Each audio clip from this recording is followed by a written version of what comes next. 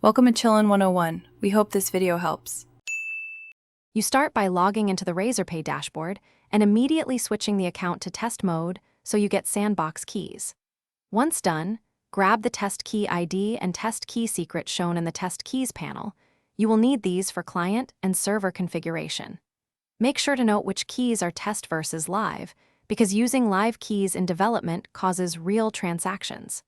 Now move to integrate these keys into your app's environment variables.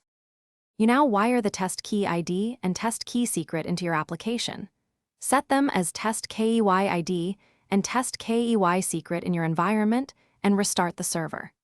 Then update the client SDK to point to test mode so transactions hit the sandbox. This ensures you can simulate flows without real charges. If you plan to test webhooks, configure the webhook endpoint and retrieve the test signing secret for signature verification. Once configured, run a payment flow to confirm connectivity and tokens.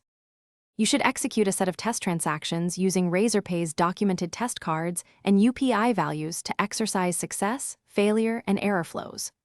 Once done, inspect server logs and webhook signature verification.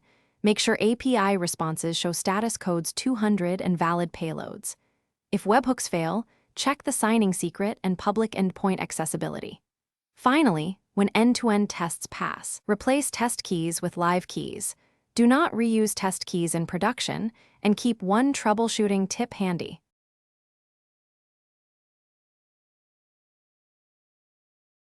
Thanks for watching. Consider subscribing if we helped you.